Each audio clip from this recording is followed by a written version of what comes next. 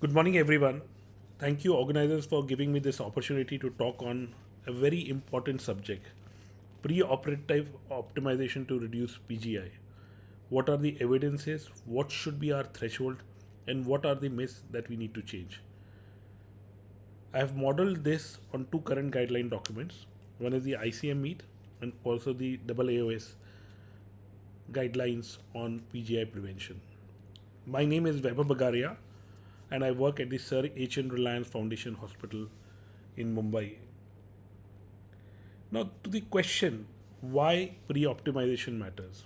We know that PGI is uncommon, but it is catastrophic per patient and mostly modifiable at the front door.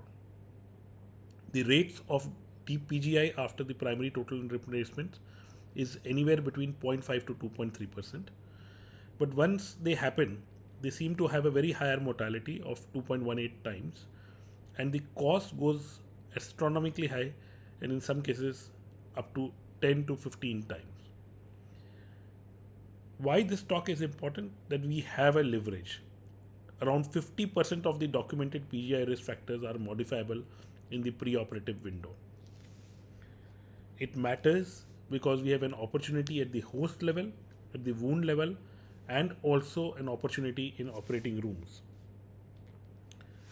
We must remember that the optimization is not about cancelling surgery, it is to ensure that our patients are biologically ready to undergo knee replacement.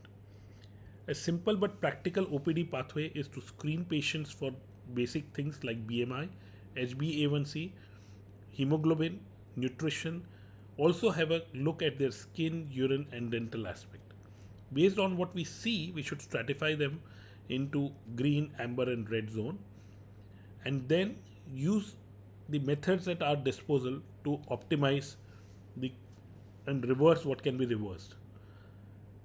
Once that's done, we can decide whether we want to proceed, we want to delay, or we want another specialty to get involved. Of course, all of this must be must be documented. There are a lot of guidelines in 2025. There are documents that suggest what needs to be done. The key thing is there are certain things which are not modifiable, like age, male sex, prior joint surgery, inflammatory conditions, CKD, hemophilia, prior PGI on the contralateral joint. But what is modifiable is the BMI, glycaemia, anemia, nutrition, smoking, skin staph carriage, active dental infection, symptomatic UTI, the use of biological DMRs, and vitamin D. Let's talk one by one about each of those. So remember, obesity is often talked about and often debated, but it's not a it's a continuous risk, not a cliff. That you have a certain BMI, and below that you are safe, and above that it's unsafe. So there is no sharp inflection uh, point for BMIs. We must weigh the PGI risk against the function loss from continued osteoarthritis. What is the comorbidity trajectory of not allowing patient to be mobilized early? What is realistic weight loss window, and how is the anesthesia risk profile? Both the guidelines give no rigid cutoff for doing joint replacement. It has to be individualized with a documented patient specific optimization plan. We live in 2025 where GLP probably is one of the most commonly word used for the drugs. And it's interesting because prior to that we had bariatric surgery, which paradoxically increased the PGI risk through post-surgical malnutrition. GLP-1 on the other hand has a non-inferior result to bariatric surgery, but has a very positive benefit for our kind of patients. But it's important to stop GLP-1 14 days before surgery, as it delays gastric emptying and increases the aspiration risk. So for a case example, if we had a 58-year-old female with a knee osteoarthritis with a BMI of 46 and HbA1c of 8.1 and albumin of 3.4 with no prior joint surgery and non-smoker, we should not defer indefinitely. Make an endocrinology referral to target HbA1c below 7.5. Start semaglutide. 12-week goal should be 8 to 10% weight loss and HbA1c improvement. Nutritional co-management is important to improve the albumin levels, and remember to hold GLP-1 for around 14 days before the surgery. The HbA1c, which was very commonly used, is a blunt instrument, and it is important to use it as a floor and not as a ceiling. Fructosamine, on the other hand, is much more important, and it's specifically useful when there is a recent HbA1c improvement, when a patient has an anemia or hemoglobinopathy or CKD where the HbA1c is unreliable.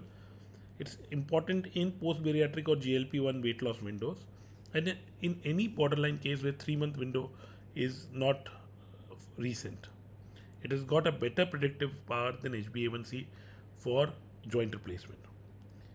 Apart from these two, stress hyperglycemia is also an important even in non-diabetics. So it's important that not only the chronic sugars are controlled, but also short-term sugars are controlled. Anemia is the most ignored modifiable risk factors, and the transfusion and anemia both are independently shown to increase the risk of PJIs. It's important that the hemoglobin is fixed, and simple things like oral ferrous and IV iron helps. It's just like anything else, it's important to detect, diagnose, correct, and decide whether you want to proceed with the surgery or not. Skin preparation is another key aspect of PJI prevention. Simple things like using chlorhexidine baths and wipes for 2 nights preoperatively helps to reduce PGI from 1.7 to 0.5%. And the skin preparation in theaters, whether with an alcohol based chlorhexidine or alcohol iodine, improves the PGI rate. Decolonization, there's always a debate whether we should universally use it for all our patients or you should use it selectively. Another aspect of skin preparation is when to postpone, what to treat, and how to prepare. It's important that certain set of patients need to be postponed and certain treated before taking the surgery. The next important thing is nutrition. Albumin is cheap, universal, and if it is low, it risks infection. Apart from albumin, pre-albumin, transferrin, and total lymphocyte count are also equally important.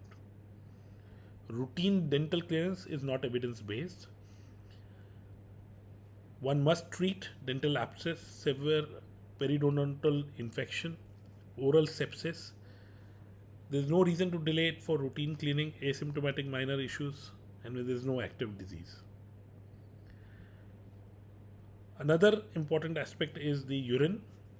Asymptomatic bacteria do not need to be treated. Remember, the asymptomatic bacteriuria is a marker of frailty, and antibiotic treatment is not the intervention.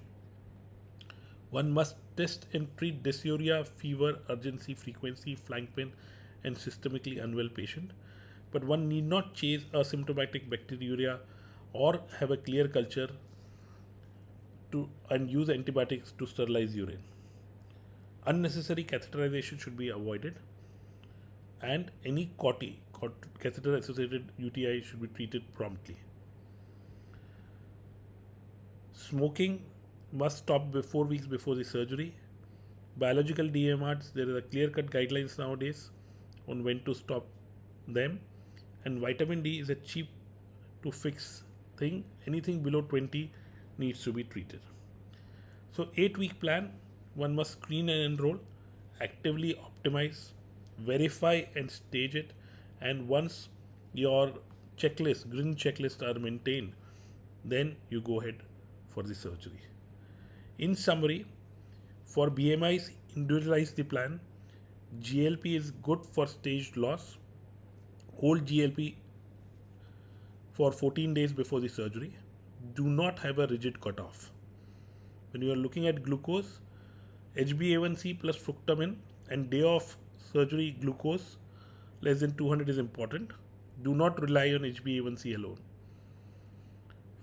For anemia, screen IV iron 2 to 4 weeks pre-op, especially if your ferritin is in 30. Avoid transfusing to normalize a stable HbA.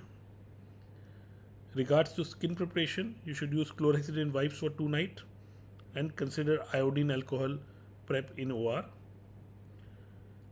For staff, you must screen for MRSA.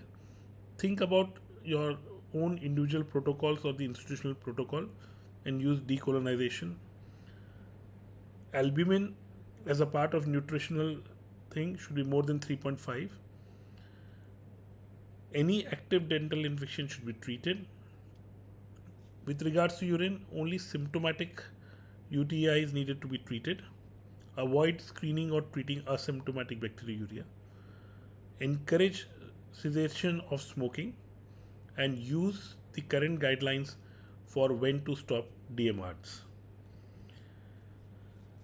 There are certain myths that need to be retired, that dental clearance prevents PJI. Treating asymptomatic bacteriuria prevents PJI. HbA1c is the best glycaemic marker. There is a magic BMI cutoff. Empiric muricosine is universally safe, and antibiotic before every dental cleaning. A traffic light decision model. One can safely proceed if someone has controlled diabetes with a low BMI, HB is acceptable, clean skin, and there are no urinary or dental symptoms. One must optimize if the HbA1c is between 7.5 to 8.5, the BMI is above 35, has got anemia, has got fungal infection away from incision, or a dental work is planned. But it is important to consider deferment of the surgery if your glucose is more than 250 and there's a diabetes which is unstable. There is a more than 40 BMI with risk clusters of other comorbidities. Hemoglobin is less than 10 or has an unexplained anemia. There is a cellulitis or ulcer, and there is a symptomatic UTI or dental abscess. A take-home algorithm is quantify, do not panic, correct and review, shared decision making, stop doing ritual tests, and document host readiness. In short, optimize the host, reduce the burden, avoid ritual, and document the decision. Before we implant, we must ask a simple question. Is the host ready to defend it? Thank you everyone for your attention, and once again, to all the organizers, a big thanks for organizing such a wonderful conference. Some selected evidence and guidelines for reference are mentioned, and I'll be happy to answer any questions that you may have in this regard. Thank you once again, and welcome you all to the next edition of TTJR in Mumbai.